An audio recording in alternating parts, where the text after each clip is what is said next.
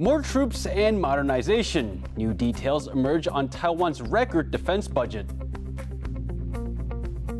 Another plagiarism scandal hits Taiwanese politicians, with the country's opposition in the firing line this time. Police training gets an overhaul following the shock killing of 2 officers in Tainan. And flooded with tourists, new rules are imposed around Guishan Island, and not everyone's happy about it.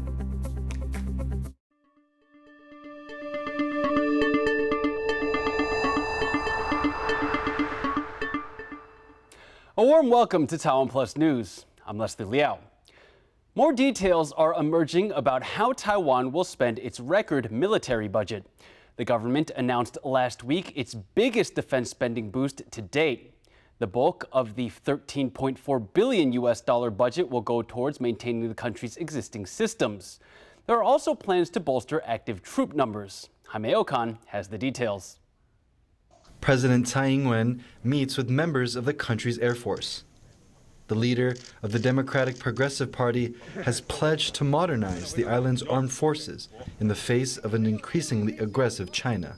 在上个月中国军演期间，空军第5联队的总体警戒兵力增加63组126人次，防空应处共执行18批36架次。 Last week's record $13.4 billion defense budget is her latest push to deliver on that promise.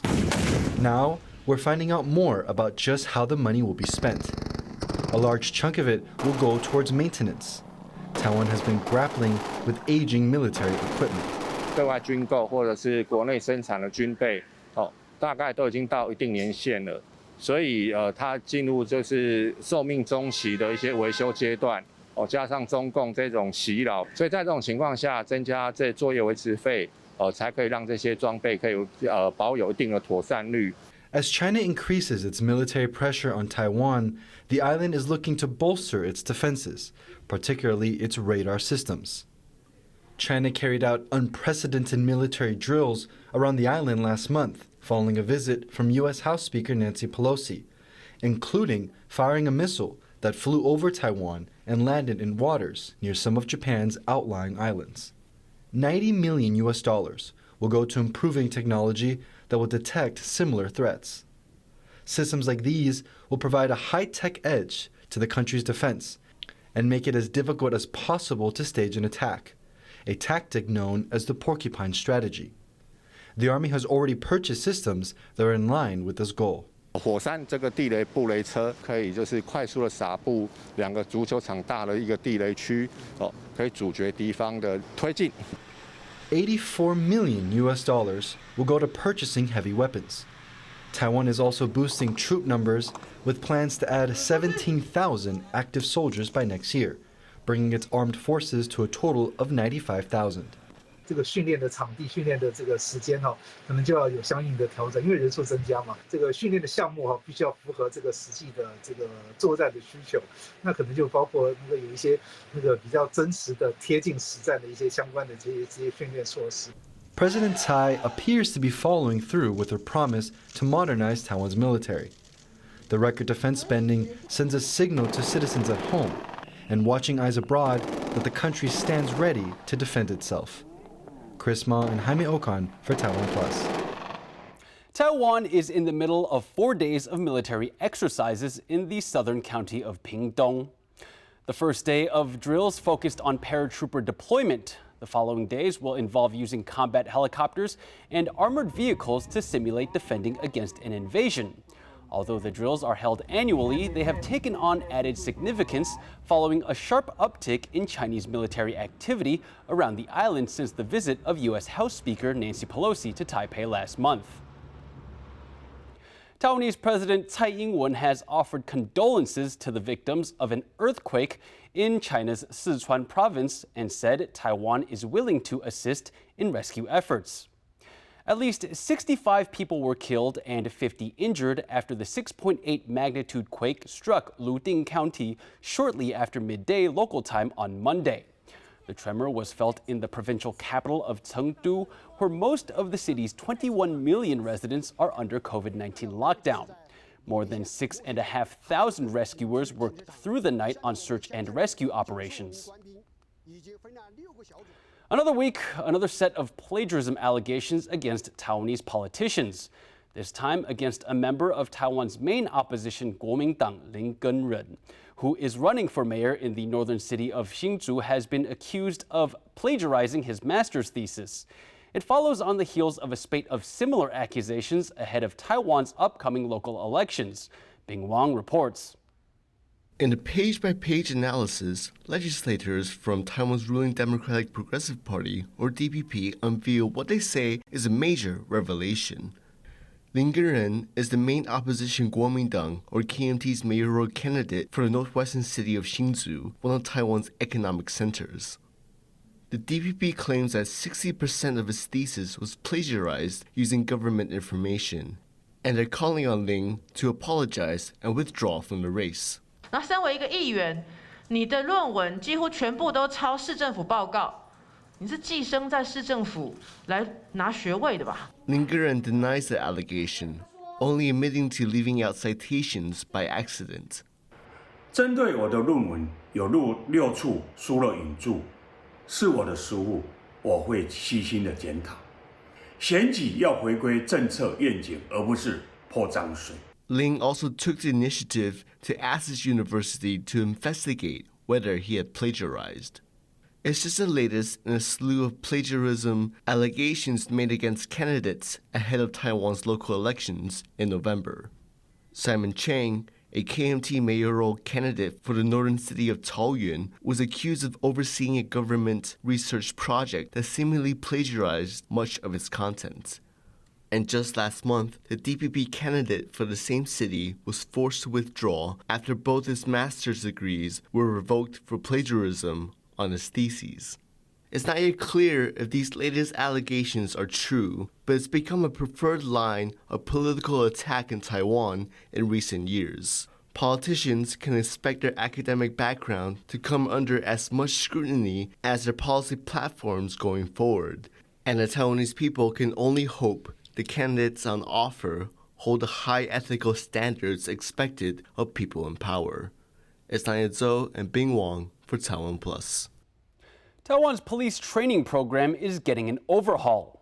Calls for the way forces are trained have grown following the killing of 2 officers in Tainan. Ryan Ho-Kilpatrick has more.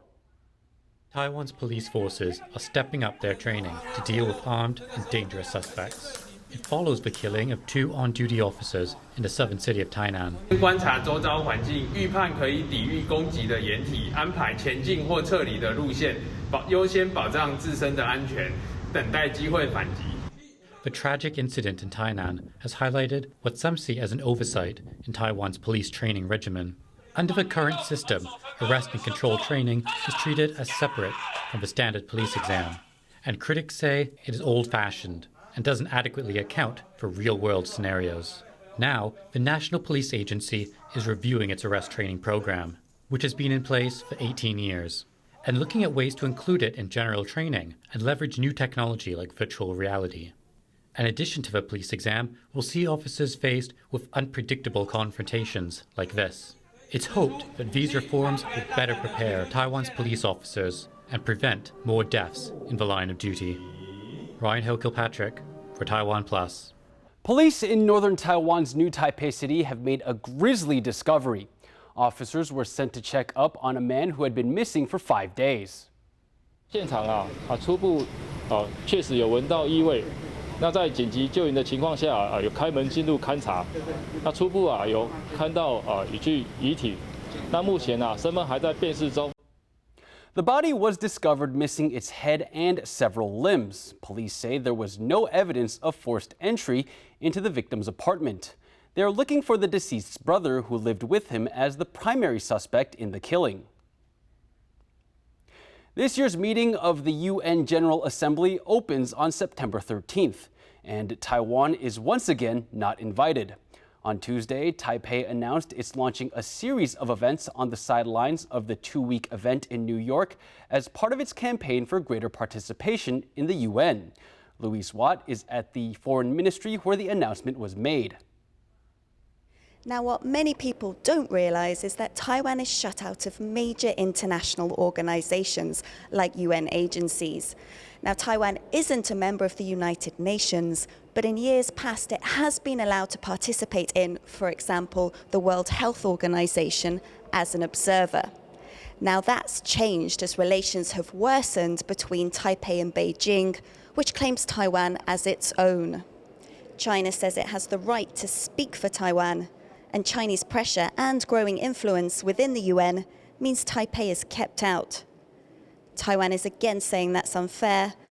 今年政府将再度洽请友邦在联大总辩论为我国发声，并请友邦驻联合国常任代表为我国联名致函联合国秘书长古特雷斯，敦促秘书长正视台湾2300万人被不当排除在联合国体系外的问题，实践联合国所代表的普世人权价值，以及不遗漏任何人的愿景，让台湾能与世界各国携手协力，共同面对全球的挑战。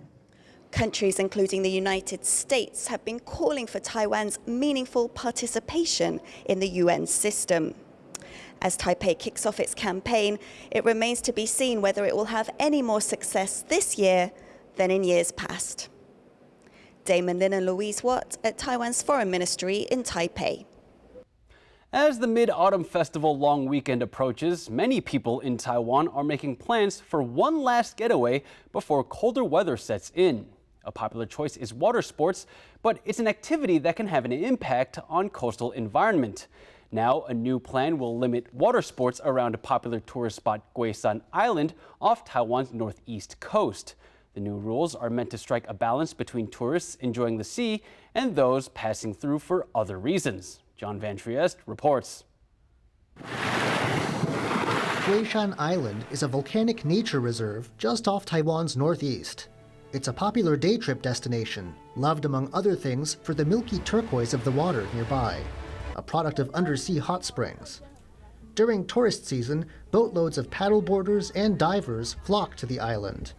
But in the future, water sports will be limited to within 200 meters of the coast and barred from both the island's pointy ends. There will be fines of up to $1,600 for violators, or up to $6,500 if commercial tours are involved. The reason? People in the water can disrupt fishing boats and whale-watching tours, and sometimes this leads to conflict. Opinion about the new rules is split. 其实赏金船跟帆船、游艇这边都是同时在经营龟山岛这个水域的活动哦。那基本上其实这样应该是互相帮助推广。我也呼吁说，县政府能够赶快做一个浮标。Markers indicating where water sports are allowed are already in the works, something the county government hopes will make the waters off the island a place everyone can use fairly. James Rayner and John Van Trieste for TaiwanPlus. Coming up, serving up stories one cup at a time. We meet Taiwan's award-winning latte artist. Back in a moment.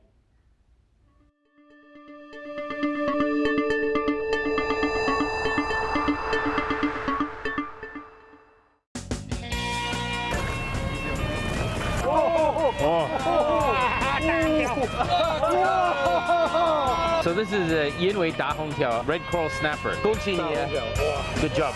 Good job. If you are in Green Island, you have to come diving here. It is amazing. We're going to go see the oldest coral in the world, over 1,400 years old.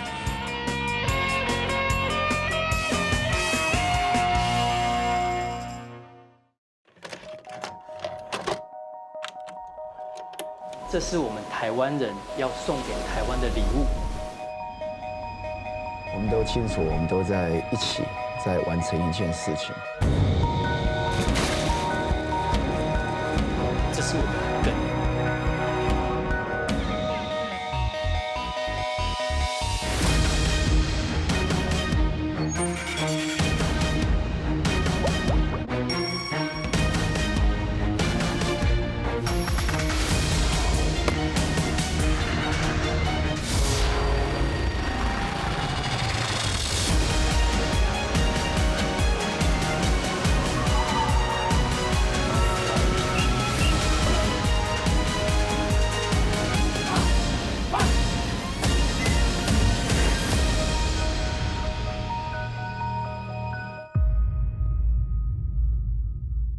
For more stories from around the world and from right here in Changhua County, Taiwan, visit www.taiwanplus.com.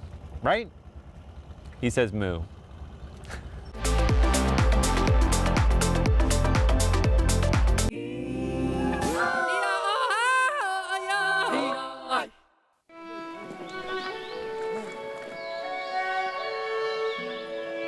今天台湾人要了解的是，我们跟这片土地关系里面，它是跟你的生命的根源息息相关。像这个红块、扁柏等等，他们都是台湾的神明。长期以来，我一直误以为我在抢救山林，直到最近10年来，我才了解，我从来没有抢救山林，而是山林从来在抢救我们。我们的地球46亿年来，我们就是它的一部分，它就是我们共同的灵魂，流传在我的血液中，也流动在树叶当中。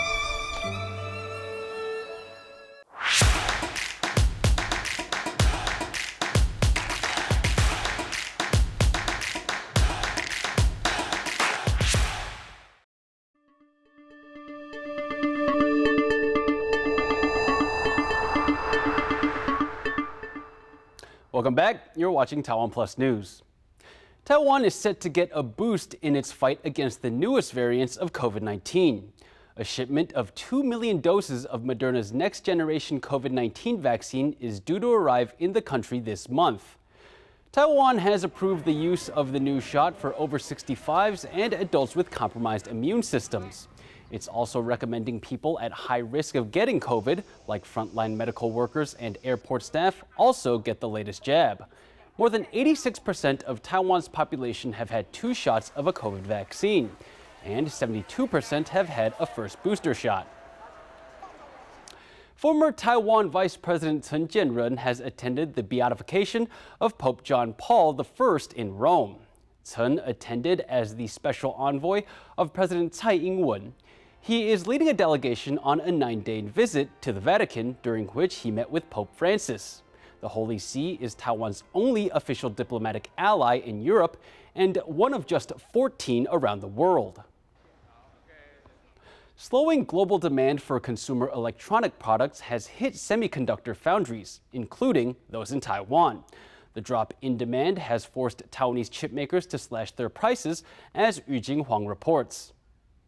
With people worldwide dealing with soaring prices for daily necessities caused by inflation, electronic products are being crossed off shopping lists.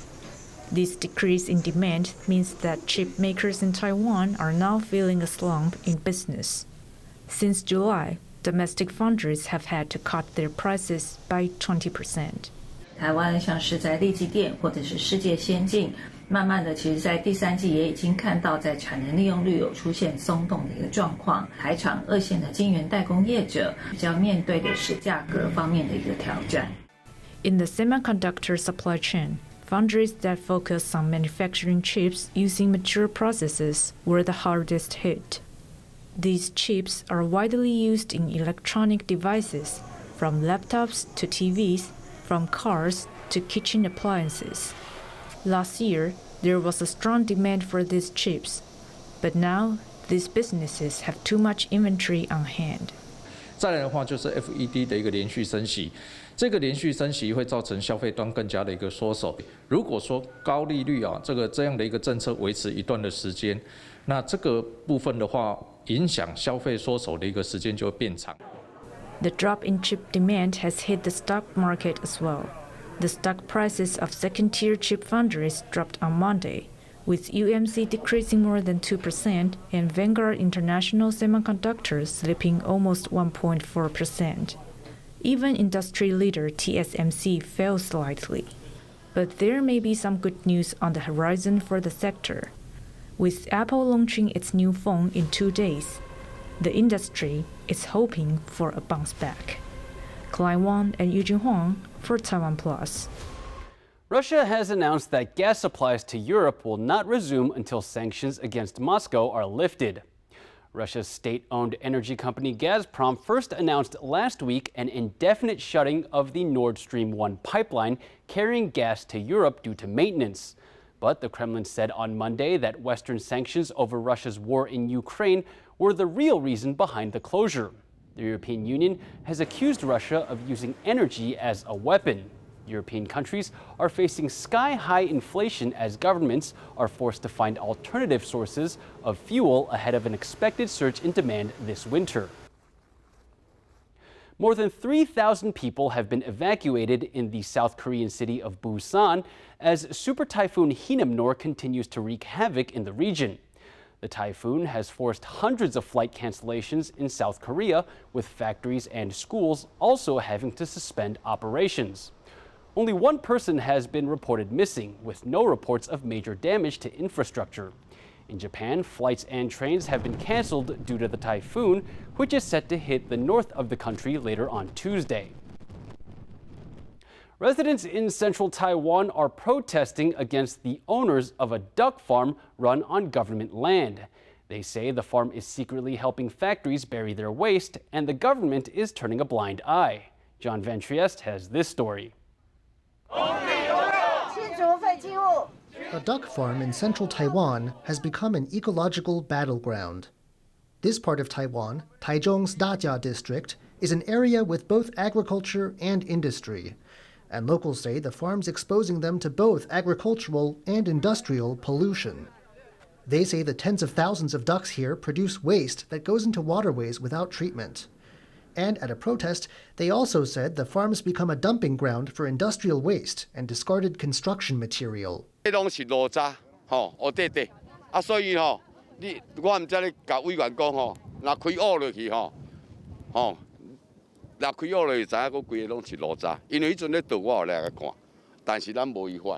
Polluters paying landowners to bury their waste is nothing new in Taiwan. But this farm is on central government land. And the farm's operators had their permit to use it revoked. Protesters say various fines the farms had to pay are too light, and that the government is essentially looking the other way. The farm's now applying for a new permit to use the land, and officials say that will mean an investigation. 近日将邀请国有财产署管理单位、环保署等相关单位至现场开挖稽查，如发现有现场回填营建废弃物情事，将唯一违反废弃物清理法46条规定法办。 That could mean up to 5 years in prison and a maximum fine of close to $500,000 US. But locals also want any waste removed and the farmland restored so that their health and the environment are secure. Patrick Chen and John Van Trieste for TaiwanPlus. Italian baristas have been making latte art for decades, but in recent years, the tradition has taken Asia by storm. In fact, most of the top winners in the World Latte Championships for the past 6 years have been from Asia. One of them is Taiwanese barista Ling Shaoxing, who came in third this year. Sandy Chi went to his coffee shop to see him work his magic.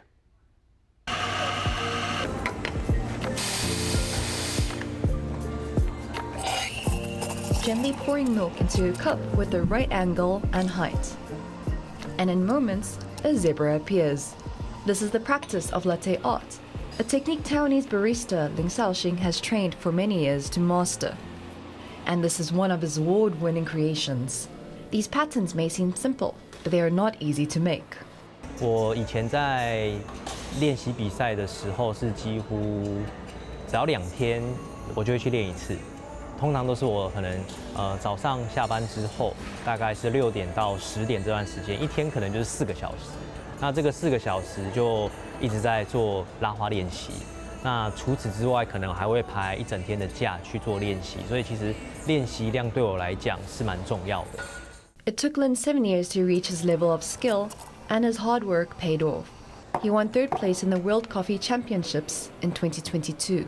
有时候你可能每一次做出来的成图10杯，可能只有2杯会比较像，那其他就长得都不太一样。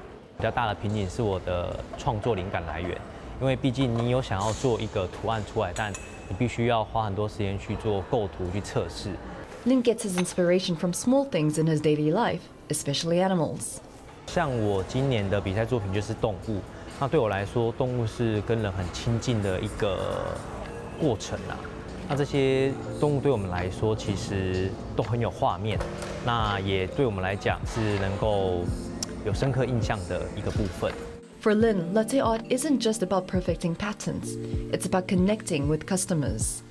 那我的同事就跟我说，刚刚有一个小姐，她拿了你的拿铁之后一直在哭。当天我给她的是一个狗狗的图案，然后她说隔天就是她狗狗的1周年的忌日，所以她很想念她的狗狗。咖啡对我来说，除了是一杯风味上或者是可以让我的精神更好的饮料之外，那它也是人与人之间的一种交流。 Made from milk foam, Lin's creations only last as long as it takes to drink them.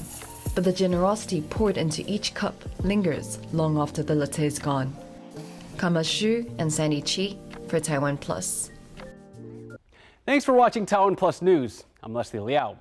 Finally, we leave you with images of conservationists raising baby Cuban crocodiles, an endangered species that only lives on Cuba's Isle of Youth. Just a few thousand of the crocodiles can be found in the wild. Stay safe and see you next time.